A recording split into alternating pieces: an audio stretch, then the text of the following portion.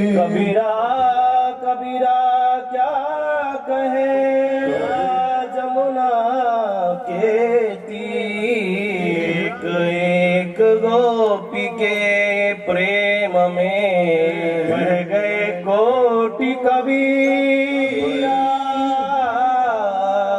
इतना बड़ा प्रेम का सरोवर कृष्ण है, इतना बड़ा प्रेम का सरोवर कृष्ण है। उसकी सारी चीजें मधुर है, सारी चीजें मधुर है। और शहद के पास जो मक्खी भी चली जाती है, शहद के पास धूल भी चली जाती है, मिठास के पास चीनी में कोई कंकर भी चला जाए वो भी मीठा होता है। हम इतने जिन से अगर कड़वे हैं तो समझ लीजिए कृष्ण की मिठास हमारे जीवन में आई नहीं है। हमारे जीवन का मधुरपन हम खो चुके हैं। नया एक रिश्ता पैदा क्यों करे साहब, नया एक रिश्ता पैदा क्यों करें। अगर बिछड़ना है तो झगड़ा क्यों करें। हम एक दूसरे को मन मुटाव बनाकर अगर रहते हैं तो हमारे जीवन में कोई प्राप्ति नहीं होगी। हमारे जीवन की अगर प्राप्ति करनी है हमने तो ईश्वर को हमारे जीवन में लाना पड़ेगा। और उससे बड़ा कोई सुंदर नहीं है इस जगत में, उससे बड़ा कोई सुंदर नहीं है। उसकी सुंदरता के आगे सारी चीजें फीकी है।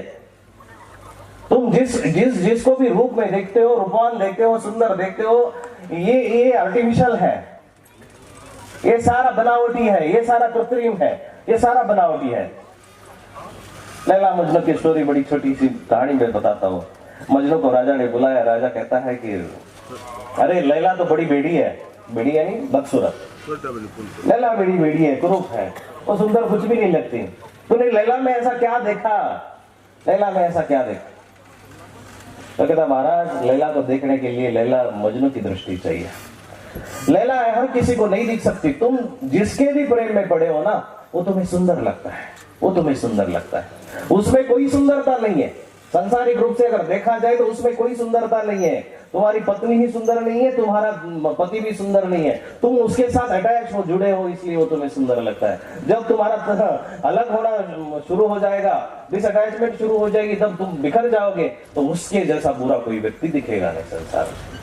इसलिए हम प्रेम में है, इसलिए सुंदर लगता है। मजनू को पूछा कि तुझे उसमें क्या दिखता है। वो कहता है कि महाराज लैला को देखने के लिए मजनू की दृष्टि होनी चाहिए। महाराज ने राजा ने 10 लड़कियां सामने रखी, इतनी सुंदर थी, बढ़िया थी।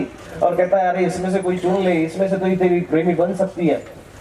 और जैसे ही सामने देखी 10 लड़कियों की तरफ मजनू ने आंखें भर भर कर देखा। और 10वें देखने के पश्चात राजा की तरफ 11वीं आंख से देखता है और राजा को कहता है कि राजा साहब अरे इसमें तो कोई भी लैला नहीं है, इसमें तो कोई भी मेरा प्रियतम नहीं है, इसमें तो कोई भी मेरा जीवन साथी नहीं है। तुम्हारा जीवन साथी जिस दिन तुमने कृष्ण चुन लिया ना, तुम्हें संसारिक व्यक्ति में किसी में भी प्रेम दिखाई नहीं देगा, किसी में भी दिखाई नहीं देगा।